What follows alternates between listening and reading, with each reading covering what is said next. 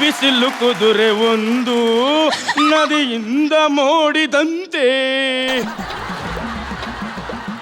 ಆದ್ರೂ ಜಡ್ಜಸ್, ಈ ಸಂಜು ಬಸ್ಸನ್ ಲವ್ ಸ್ಟೋರಿಯಿಂದ ನಮ್ ಟೆಕ್ನಿಕಲ್ ಸ್ಕಿಟ್ ಅಲ್ಲಿ ನನಗೆ ಕಮೆಂಟ್ ಕೊಡದೆ. ಇಲ್ಲ, ಒಂದ್ ನಿಮಿಷ ಆಕ್ಟ್ ಮಾಡು. ಮಾಡು ಕಂದ. ಸಂಜು ಬಸಯ್ಯನ್ ಕತೆ ಏನಾಯ್ತು ಕಂದ? ಅದೇ ಸಂಜು ಬಸ್ಸನ್ ಲವ್ ಸ್ಟೋರಿಯಿಂದ ನಮ್ ಟೆಕ್ನಿಕಲ್ ಸ್ಕಿಟ್ ಅಲ್ಲಿ ನನಗೆ ಕಮೆಂಟ್ ಕೊಡದೆ ಮರ್ತು ಬಿಟ್ರಿ ಅಂತ. ನನ್ನ ಬಿಟ್ಟಾಕಿ ಪಾಪ ವಿಶ್ವಶೆಟ್ಟಿ ಇವತ್ತು 2 ಅವರ್ ಕೂತು ಮೇಕಪ್ ಮಾಡಿದ್ದಾನೆ, ಅವನ್ನೂ ಮರ್ತು ಬಿಟ್ರಲ್ವಾ ಮೇಡಮ್ ನೀವು?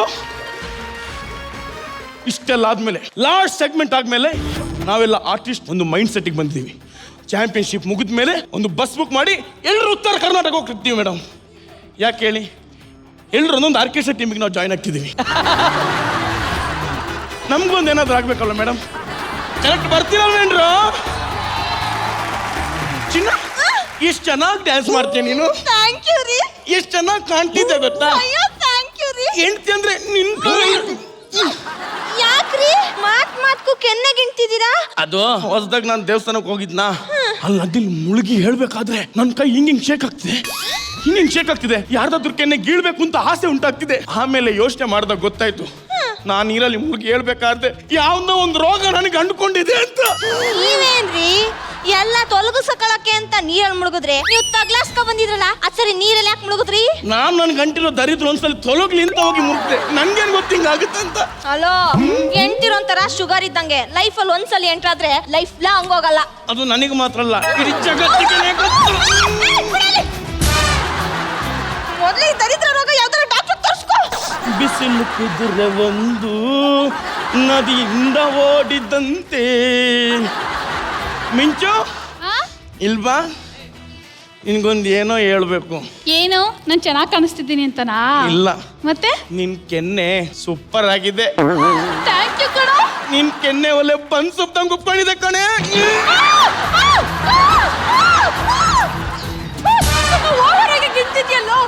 ಏನಾಗಿದೆ ನಿಂಗೆ? ಅದು ನನಗೆ ಅಂಟಿರೋ ಹೊಸ ವೀಕ್ನೆಸ್ ಕಣೆ. ನೀನ್ ವೀಕ್ನೆಸ್ ಇದ್ರೆ ಹೋಗಿ ನಿನ್ನ ಹೆಂಡತಿಗಿಟ್ಟು ನನಗೆ ಹೋಗಿರ್ತಿದ್ಯಾ? ಈ ವೀಕ್ನೆಸ್ ನನಗೆ ಗೊತ್ತು, ನಿನಗೆ ಗೊತ್ತು, ನನ್ನ ಹೆಂಡತಿ ಗೊತ್ತು, ಆದ್ರೆ ಈ ಕೈಗೆ ಮಾತ್ರ ಗೊತ್ತಿಲ್ವಲ್ಲೇ.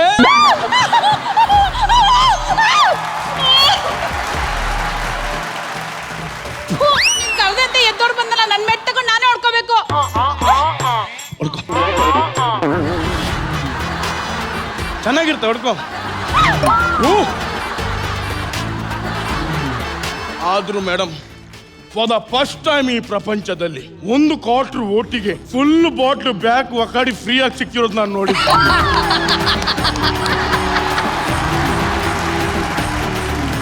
ಈ ಬ್ಲ್ಯಾಕ್ ಡಾಗಿಗೆ ಹಾಗಾದ್ರೆ ಡಿಮಾಂಡೇ ಇಲ್ವಾ? ಅಯ್ಯೋ ದೇವ. ಮೇಡಮ್, ನಾನು ಇದನ್ನ ಬೇಕು ಅಂತ ಮಾಡ್ತಿದ್ದೀನಾ? ಇದು ನನಗೆ ಅಂಟಿರೋ ರೋಗ ಅಲ್ವಾ? ನೋಡಿ, ನಿಮಗೆ ಅರ್ಥ ಆಗುತ್ತೆ, ಬೇರೆ ಯಾರಿಗೂ ಇಲ್ಲಿ ಅರ್ಥ ಆಗಲ್ಲ. ಮೇಡಮ್, ಒಂದ್ಸಲ ನನಗೆ ಬರಲ್ಲ ಬೇಡಲ್ವಾ?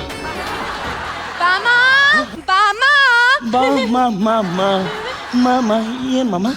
ಶಡ ಅವ್ರೆ, ಮನೆ ನಿಮ್ ಹೆಂಡತಿ ಇಲ್ವೇನ್ರಿ? ಹೆಂಡತಿ ಒಳಗಿದ್ದಾಳೆ.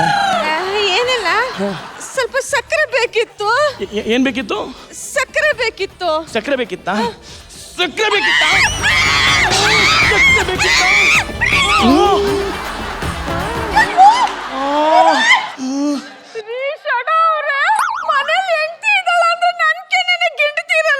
ಎಂಟಿದ್ದಾಳಂತಾನೆ ನಿಮ್ಗೆಲ್ಲ ಕೇಳ್ತಿರೋದು.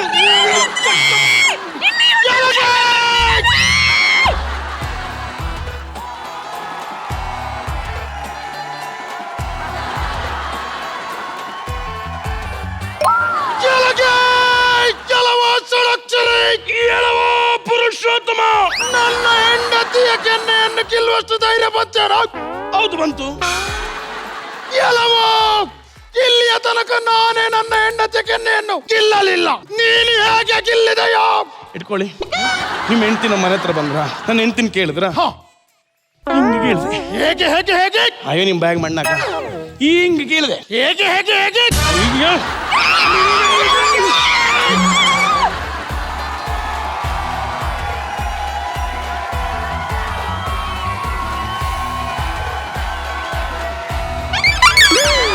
ಏನ್ ಕಲಾವಿದ ಇವನು? ಏನ್ ಆಕ್ಟಿಂಗ್ ಮಾಡ್ತಾನೆ? ಫಸ್ಟ್ ಇವನು ತಗೊಂಡೋಗಿ ಆರ್ಕೆಸ್ಟ್ರಾಗ ಹಾಕ್ಬೇಕು. ಕಸವ ಗುಡಿಸಾಕ ನೆನ್ನೆ ಕಲಿತಾನಿ, ಹೊರಕ್ಕೆ ಹಿಡಿಯಕ ಮೊನ್ನೆ ಕಲಿತಾನಿ, ನೀವೇ ಹೇಳಿ ಇವುಗಳನ್ನ ಬಿಟ್ಟು ನಾ ಹೆಂಗಿರ್ಲಿ?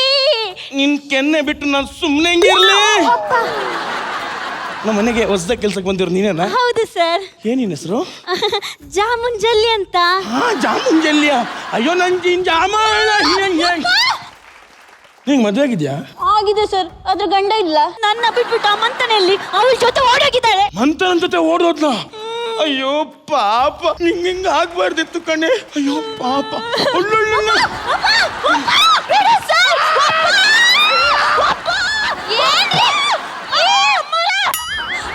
ಯಾಕ ಮಾಡ್ಸಿದೆ? ಏನಮ್ಮಾಯ್ತು? ನೋಡಿ ಅಮ್ಮೋರೆ, ನಿಮ್ ಗಂಡ ನಂಗೆ ಹೆಂಗ್ ಗಿಣ್ತವ್ರೆ ಅಂತ. ನೋಡಮ್ಮ, ನನ್ ಗಂಡ ಬೇಕು ಬೇಕು ಅಂತ ನಿನ್ ಕೆನ್ನೆ ಗಿಣ್ಲಿಲ್ಲ. ಅವ್ರಿಗೆ ಕೆನ್ನೆ ಗಿಂಡೋ ವೀಕ್ನೆಸ್. ನಿಮಿಷಕ್ಕೆ 7 ಸರಿ ಕೆನ್ನೆ ಗಿಂಡಿದ್ರು. ಒಂದ್ ನಿಮಿಷ ಇಲ್ಲೇ ಇದ್ರೆ ನಾನ್ ನಿಮ್ ಮುದ್ದಾದಕ್ಕೆ ನನ್ನ ಗಿಂಡಿ ಉದುರ್ಸೇ ಬಿಡ್ತಾರೆ. ನನ್ ಕೈಲಿ ಆಯ್ತಿಲ್ಲ. ನೀನ್ ಯಾವ್ದೆಲ್ಲ ಕೆಲಸ ಮಾಡ್ತೀಯಾ? ಎಲ್ಲ ಮಾಡ್ತೀನಿ ಸರ್. ಎಲ್ಲ ಮಾಡ್ತೀಯಾ? ನಾನು ಎಲ್ಲ ಮಾಡ್ತೀನಿ.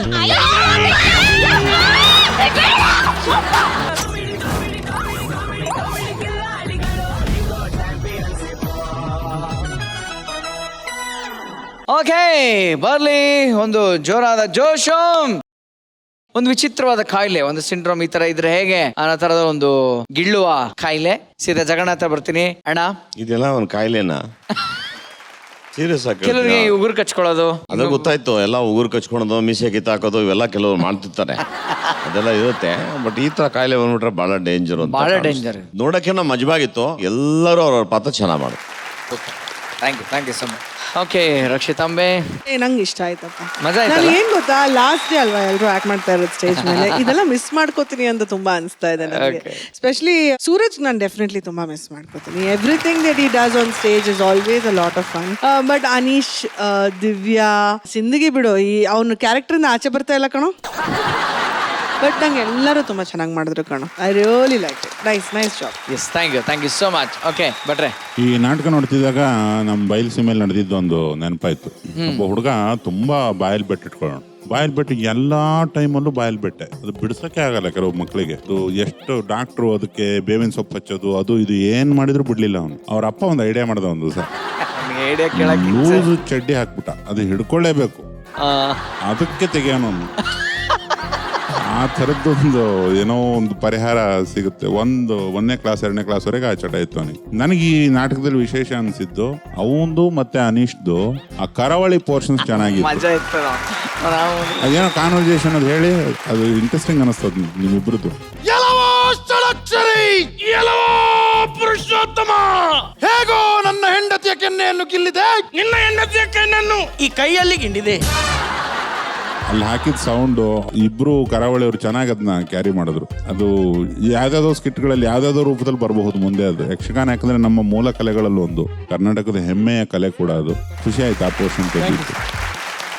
ಸೂಪರ್. ಓಕೆ, ಸೊ ಇದಕ್ಕೆ ಮಾರ್ಕ್ಸ್.